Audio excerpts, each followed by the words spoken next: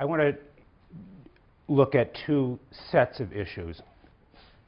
I want to, in a way, conclude my interpretation, my reading of the second treatise by focusing on the role of executive power in Locke's theory of government, Locke's theory of the constitutional state, particularly focusing on the role of the executive vis-a-vis the legislative branch of government.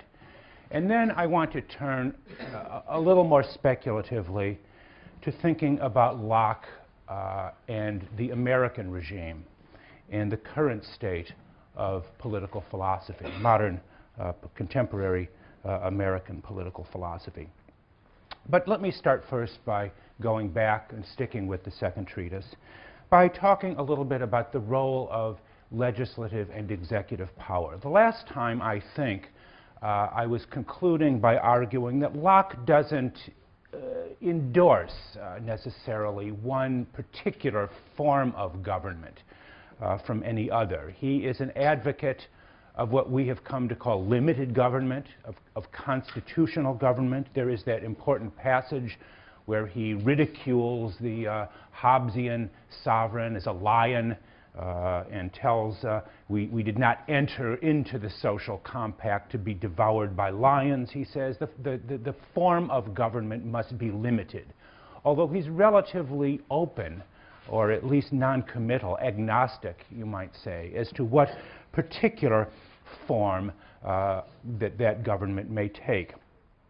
One feature of this form of government that he thinks is very important is that it must, in some sense, embody a separation of powers. Powers must be made to check one another. What he calls in the book the subordination of powers. This is Locke's doctrine, and you will see it there. We often associate it with Montesquieu or sometimes with the Federalist authors. But in fact, Locke himself is a strong advocate of what he calls the subordination or separation of powers. Not exactly the same, as we'll see, between our understanding of executive, legislative, and judicial, but nevertheless, a separation nonetheless. However, in the first instance, Locke emphasizes, and in fact he continually affirms, nevertheless, the primacy of legislative authority. In England, in the England of his time, and even today, that means a doctrine of what is called parliamentary supremacy. But he says that the first and fundamental positive law of all constitutions is in establishing that of the legislative power. The first act after the completion of the social contract, he says, is establishing the legislative power. It is the law-making authority of government that is supreme, he wishes to emphasize. This seems to push Locke, you might say, more in the small d democratic direction. It is not so much executive power, the power of a prince, but rather the legislature, the parliament that is supreme. There is nothing more important in Locke's theory of constitutional government than the existence of what he continually refers to as settled or known laws that serve against arbitrary rule. In many ways, the purpose of government for Locke is much less to offset the dangers of returning to an anarchic state of nature, as it was for Hobbes, than to prevent the possibility of the emergence of tyrannical or despotic power, tyrannical or despotic sovereign. And of course, Locke's writing is very much bound up with the big and major constitutional crisis of his time, leading to the overthrow and expulsion of a king, James II. Yet in many ways, even though Locke is the great advocate of legislative supremacy, he obviously cannot and does not wish to dispense altogether with the role of executive power. He often treats the executive, whether that be in the form of a prince, a monarch, or even perhaps even a body and a cabinet of chief officers, as it were. He treats them often simply as if they were an agent of the legislative or of the legislature. The purpose of the executive, he sometimes seems to write, is merely that of carrying out the will of the legislature. In Locke's language, the executive power is ministerial and subordinate to the legislature. Section 153, I believe. The executive, again, on some aspects of Locke's writing, seems to be little more than a cipher in comparison to the doctrine of legislative supremacy. And yet Locke here is not altogether consistent, one has to say, because he understands in every community there is a need for a distinctive branch of government dealing with matters of war and peace. Locke calls this the federative power. Every community, he says, like Hobbes, is to every other community what every individual is to every other individual in a state of nature.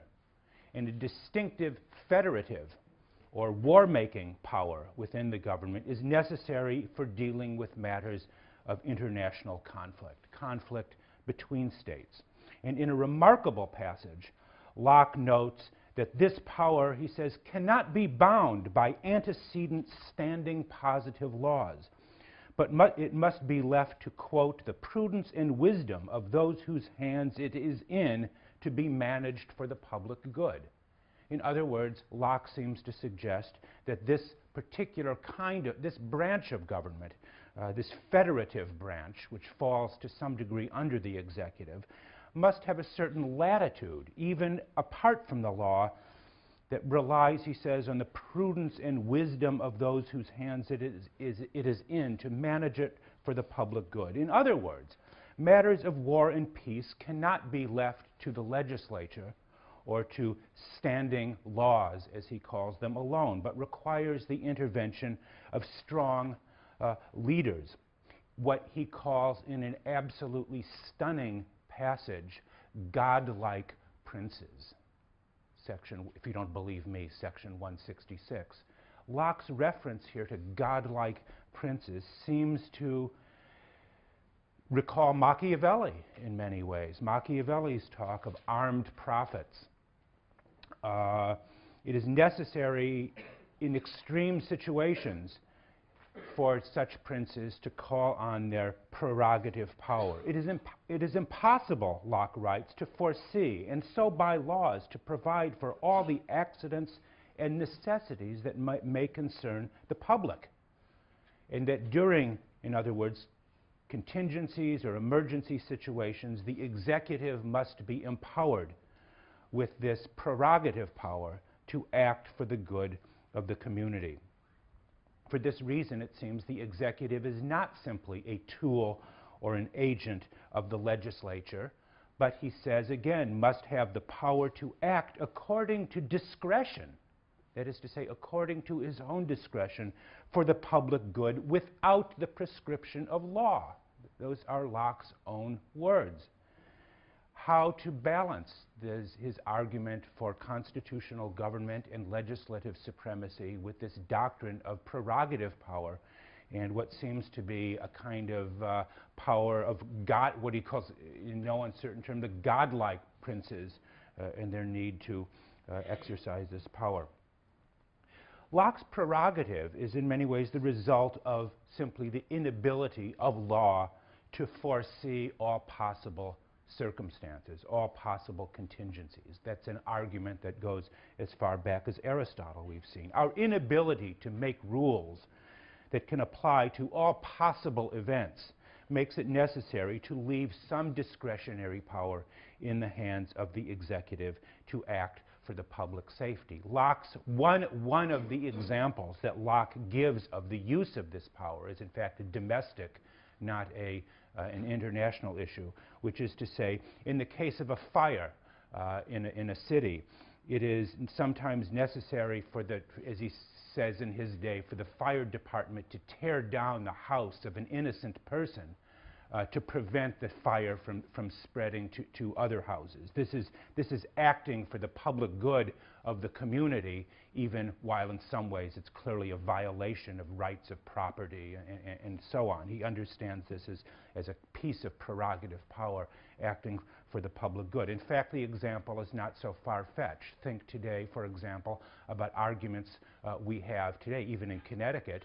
There's a big argument going on about the right of what's called eminent domain, the right of the government to absorb or to take over private properties whenever usually for things like schools or airports, but also for general improvement when it is thought it will enhance the public good. There's a big debate going on that now out in New London and in Brooklyn also, with the argument about the creation of some civic center, some sports arena that will require the demolition of certain neighborhood houses. And there's a big debate about this eminent domain. What is that but, in a way, Locke's example of prerogative power, doing something that is somehow said to be for the public good, but that represents some kind of extra constitutional power. But the question for Locke, is for any constitutional lawyer, is what are the limits of this